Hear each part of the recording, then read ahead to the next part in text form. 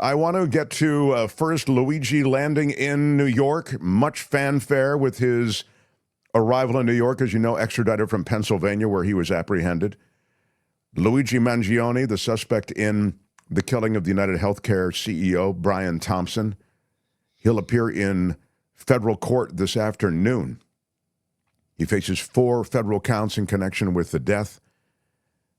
And Mangione formally waived extradition, was flown from Pennsylvania to New York. Here he is arriving by helicopter, and they have him in the orange jumpsuit. If you're listening, I'll just describe it. There are, I would say, 1, 2, 3, maybe a half dozen to 10 officers with helmets and firearms surrounding him. There's an NYPD photographer who's taking pictures, and there is a gaggle of people who are walking with him to the vehicle that'll take him from this helicopter pad to the courthouse in New York. And he's had his charges upgraded, right, Kim? So now they've added this terrorism charge so that it becomes first-degree murder instead of the second-degree murder that it had been. Right. So there is now, I think, things play out on some level in a predictable way. That is to say, they'll be booking later. But, you know, among the people who are there, you can just see him in the background, Mayor Eric Adams, screen left. If you look all the way to the left, there's a guy with a scarf. He's behind the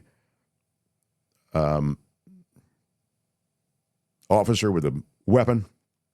Now he's just clipped out of that shot. But he's New York City Mayor Eric Adams, and he is there and was getting some, as you know, he's been indicted.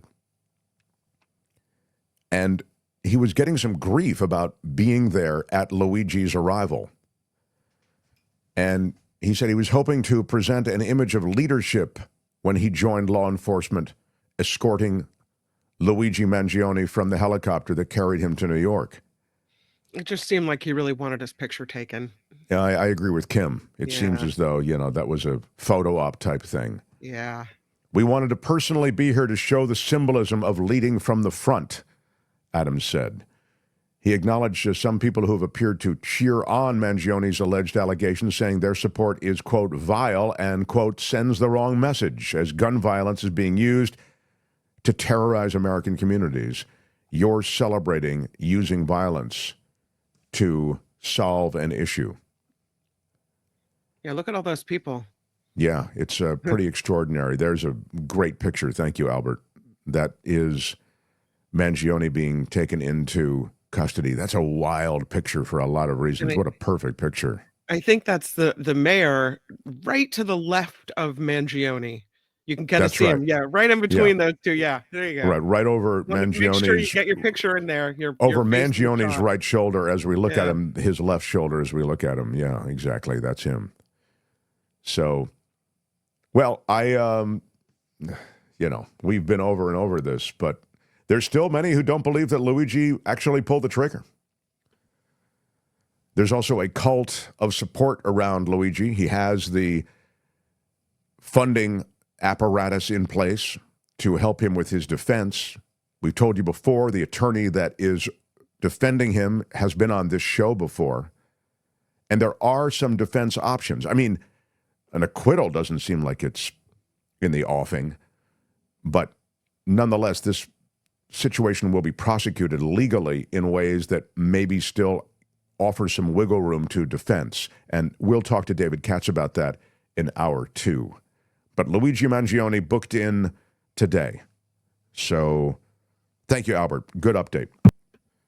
Regarding Luigi, Noe Marie says there is a non-matching eyebrow defense. The masked-down photos have a less full brow. That is one of the conspiracy theories that has run through the Luigi case. We got the wrong guy? Is that what they think? I've heard that this guy was set up like he was going to be the patsy, sort of. I don't see how this holds water because he had the gun. He had the silencer. He had the jacket. He had the manifesto, didn't he? Yeah, I had the manifesto. Thank you. Yeah. Well, here it is. This is the comparison on eyebrows. Now, what is she saying? She's saying that Albert. What is she saying? Or Kim? What is Noe Marie saying on the Luigi's eyebrows? That they don't match up. They all look pretty non-matching. They're less full. Yeah. Than the guy in the photo. That's interesting. You're right. Like the eyebrows kind of come together in one of the pictures, don't they? Huh. That could just be eyebrow management, you know? It could also be when the pictures were taken. Yeah, you're right. Like it's dovetailing with eyebrow management. Right. But it just seems as though there were enough other things, pieces of evidence that were sticking to Luigi that it's hard for me to figure how he was just a patsy. But it does represent something that is still out there. So he tweezed. Perhaps he plucked them, Jim Shields said. Oh, please, he's guilty as sin, says Michael. He does seem pretty guilty. I mean, I understand how he has achieved a kind of folk hero status because he's taken on the big bad wolf is sort of the thinking. I mean, I think you can't condone it. You really just can't. But I understand why. I mean, that you can argue, and I think you can make this argument cogently, that CEO and that organization led to the deaths of many more people than one guy on the street of Manhattan.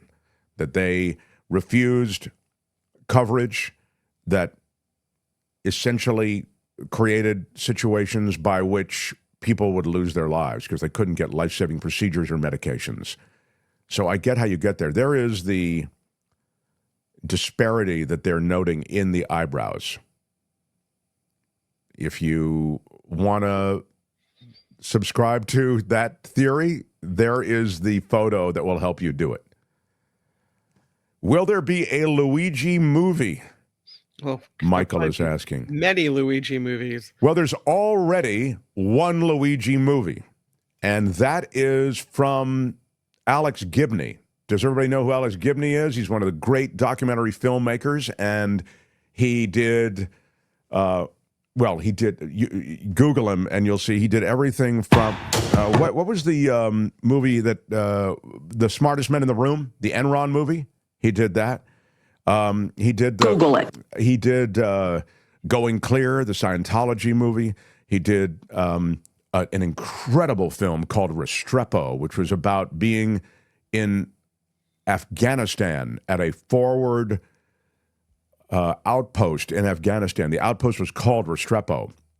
It was named after a medic who lost his life in Afghanistan. And Gibney does something so well. He lets you feel. I really recommend this movie, Restrepo. I mean, all the movies from Gibney, anything from Gibney is terrific. There it is, anonymous content and Alex Gibney developing documentary on Luigi. So this is the first thing that will come down. But just to finish my thought, the thing about Restrepo is Gibney takes you inside this forward unit there in Afghanistan, this outpost, and you see the long periods when nothing happens and guys are just kind of, they're playing video games, they're passing the time, they're playing music, and then something will suddenly happen. There's a mix of boredom and tension, and it's really effectively done. And it's true cinema verite, meaning, you turn on the camera and you just see what happens. I really recommend it. It's called Restrepo. That's Alex Gibney, but he does great stuff. So he's kind of a Ken Burns kind of guy. Like everything that he does is going to be some version of great. So anyway, that is the movie that will be done. If the tweezers don't pluck, you must. The case is out of luck, says Rick.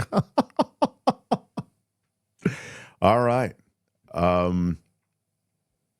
Way too many photos of this guy. What executive meeting is that early in the morning? Says Cajun Fish and Hound. What does that mean? So Cajun Fish and Hound is saying it was a setup of some kind, or what? Maybe in regards to the perp walk of Mangione this morning? Oh, I don't know. Maybe not. What executive meeting is this early in the morning? Is that early in the morning? Doesn't that mean he's referring to the executive meeting that Thompson was going to be attending? Isn't that right? I don't know. No, anyway. Please get back to us, Cajun Fish and Hound. You have us fully intrigued. We don't know. This is not about Luigi in as much as it's about the public's outrage at the healthcare industry, says Peter. I mean, I think that that's true. I think if he had taken down somebody else in New York City, some rando, some rich guy, it wouldn't matter. It's because this particular rich guy ran this immense healthcare organization that was committed to rejecting more coverage for bills submitted than any other healthcare provider. So, I mean, armed with that knowledge, it all of a sudden became, a holy battle.